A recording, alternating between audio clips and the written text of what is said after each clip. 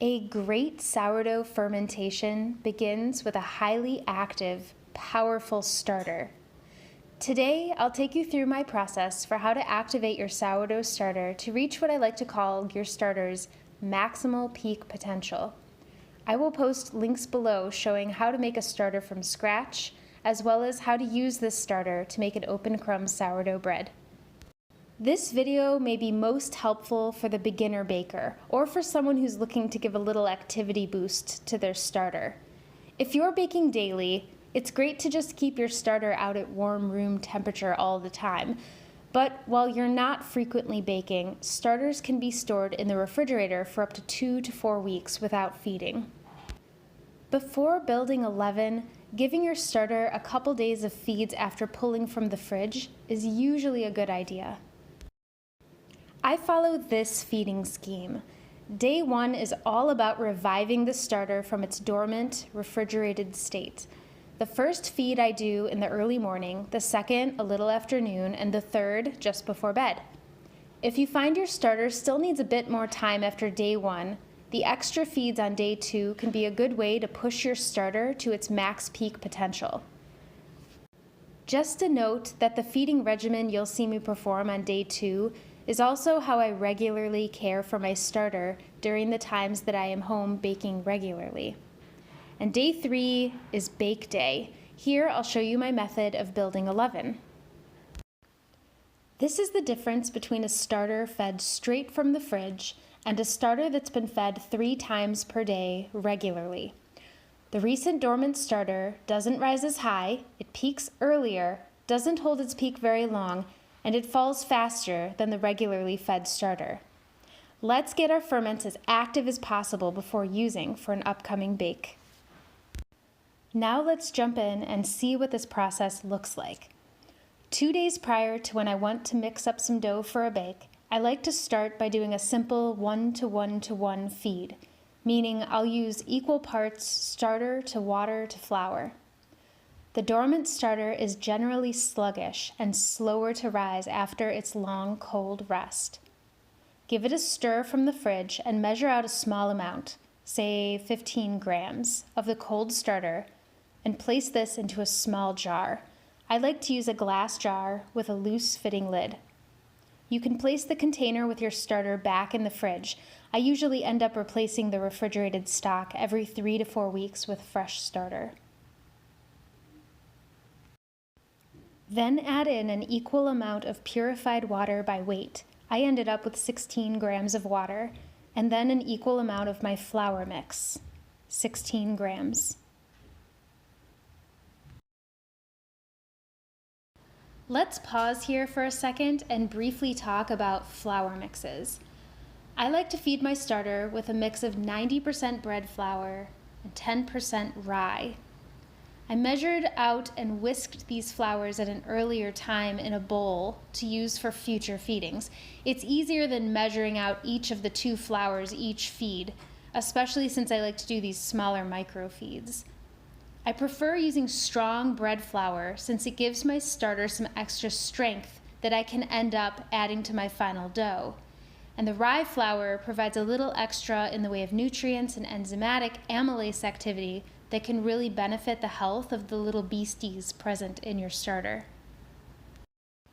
All right, let's get back to our first feed. Get in there and mix well using a spatula like you see here or a spoon.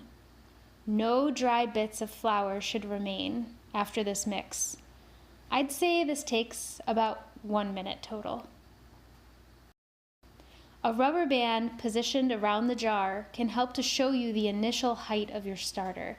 You can use this as a gauge to determine how high your starter rises during its activation. Cover very loosely with a lid. Remember, this is a live culture of bacteria and yeast, and they require air. And place somewhere warm. A few notes about keeping your starter warm. If you have one, a Broad & Taylor proofer box can be great for keeping your starter warmed to a desired temperature with precision. Another great spot to store your starter is in an oven with the light turned on and the door cracked open. Mine holds a fairly stable 78 to 80 degrees Fahrenheit depending on where I position the jar in there. Finally, another location I've stored my starter in is the microwave. Seems to maintain a pretty stable temperature in the high 70s, even when the house temp drops overnight. Let's move on to feed number 2. 7 hours later, my starter is looking alive. You can see it has risen a bit. I'd say this has risen or peaked at just over double, or 2x. This is not my starter's max peak potential, however. You'll see as we continue feeding how much higher it is capable of rising. Also be sure to use your nose. After a single feed, it smells sour, acidic, and alcoholic. You can see the starter is still very loose and wet at this point, just pours out of the jar. Not a whole lot of strength here. Also notice how the starter looks while I stir with a spatula. This is just not the consistency I'm looking for. For this second feed, I'll go ahead and use about 15 grams of starter. You can store the remaining discard in the freezer for pancakes on the weekends.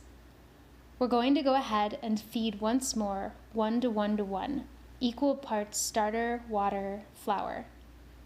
Stir this up well, again, no dry bits.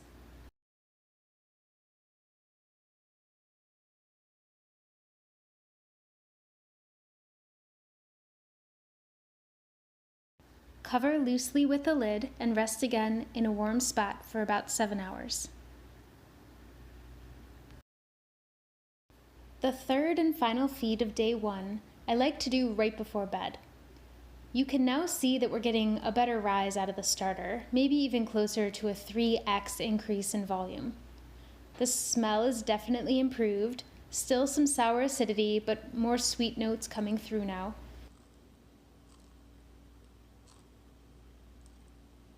You can also tell the starter is stronger than it was earlier in the day. Notice how the starter really sticks to the spatula here. Definitely not as runny as before. This is a good thing. My overnight rest is 10 hours. We've got to feed with a little more flour this feed so the starter doesn't eat up all the food source, run out of fuel, peak, and collapse before we are ready to feed again in the morning. For this first overnight feed, I'm going to feed 1 to 4 to 4. Discard all but around 5 grams starter, add 20 grams water, 20 grams flour, and stir well. During the overnight rest, consider keeping it a little cooler. The cooler temps can help slow down the beasties, which will help prevent early peaking. Cover loosely with the lid and let rest about 10 hours around 74 degrees Fahrenheit. Now we're on the next morning, day 2. Depending on how your starter looks at this point, you can opt to go ahead and use this starter now to build your leaven. Skip ahead in the video to see how I do this. Or you can spend day 2 doing another round of feeds to ensure your starter is at max peak potential. I'll take you through another day of feeds, mostly just to show you my normal everyday feeding schedule. This morning we've got a really healthy looking starter. I'll do a 1 to 2 to 2 feed. I discard and save in the freezer all but a very small amount of the overnight starter. You can see there is just a little bit of starter sticking to the sides of the jar here. That's about 5 grams, more than enough. Add in about 10 grams water, 10 grams flour mix, and stir well. I had to reposition my rubber band here, as you can see. Cover and let rest in a warm place until the early afternoon, about 7 hours later. It's now early afternoon, and we'll do the next 1 to 2 to 2 feed. With such small quantities of starter, it might be more difficult to discern how high your starter is rising in the jar. As I've mentioned, I like to keep the feeds really small so I'm not running through large amounts of flour. If you feel uncomfortable with such a small quantity, by all means use a higher number of grams of your starter, water, and flour. Here I'm going to discard all but that little glob, about 5 grams of starter, and feed with 10 grams of water and 10 grams of flour.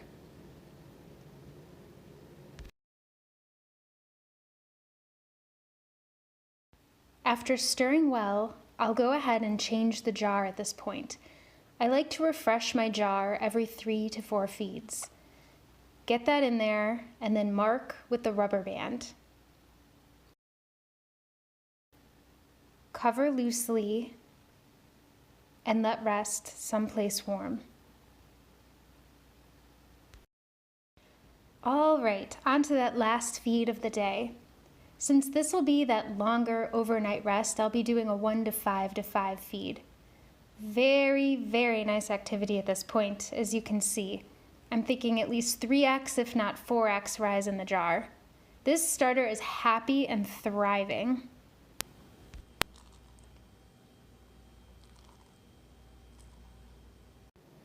Discard and save all but 5 grams, just the tiniest amount that sticks to the side of the jar. And go ahead and feed 25 grams water, 25 grams flour.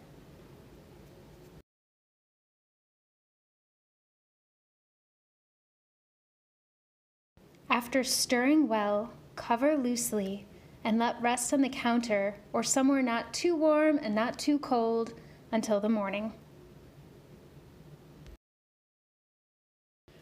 All right, baking day has arrived. Starter is looking great. I'll go ahead and discard all but about 15 to 20 grams of the starter. As you can see, the morning discard is much greater than the daytime feeds. Be sure to save that starter for later use. There are many sourdough discard recipes you can find online. For my leaven, I will feed at about 1 to 2 to 2. So here I've added 30 grams water and 30 grams flour. Stir well, mark the height with the rubber band, and set someplace warm. For leaven building, I like to raise the temperature just a bit more, up to about 80 degrees. My main reason for doing this is to slightly speed up the ferment for my upcoming bake, and I like to prepare an extended autolyse during this time. 5 hours later, my leaven usually just about peaks. I like to use the leaven just before the peak or just at peak for best results. You can use it younger, meaning closer to 85 to 90% peak. Just experiment with it and see what works best for you. You can see how strong the leaven is. Because I didn't let the leaven peak and fall, the fermented mix is quite strong and stretchy, which is great. You will be adding more strength to your dough rather than adding a fermented mix that is weak, broken down, and watery. I've wet my hands here and picked up the leaven just to show you how strong this stuff is. It will work well in my upcoming bake. If you're at all interested to see this leaven in action, check out my YouTube video titled Method to Make an Open Crumb Sourdough. I'll put the link below in the description. So in summary, I like to feed at least 3 times before building my leaven. I try to feed at peak if possible. Keep in mind that if you can only feed 2 times per day, that is also completely fine. Just be sure to feed at a higher ratio. To this point, this is my starter fed over the course of 3 days, either 3 times a day or 2 times a day. Note that after a 1 to 2 to 2 feed on the 4th day, they both behave very similarly, peaking at about the same height, holding the peak in a similar manner, and collapsing around the same time. Try to keep your starter warm if possible, ideally in the upper 70s or lower 80s during the day, and maybe in the lower 70s overnight. In very warm climates, you can consider switching to a stiff starter. This is one that has less water than flour by weight. This tends to yield a less sour, more stable starter than a 100% hydration liquid starter. But overall, I would say really just be sure to watch your starter. Take a few days and feed regularly. Try to become an expert on your own starter and how it behaves. Make notes about how much you are feeding your starter and at what times. Monitor the ferment closely so you can see how it rises over time and at different temperatures. Test it so that you can determine your starter's max peak potential. I hope you found this video to be helpful. Thanks for watching, and if you liked the series, don't forget to subscribe and check out my other videos here on YouTube all about sourdough. And more methods, tips, and full recipes are posted on my Instagram at Foolproof Baking.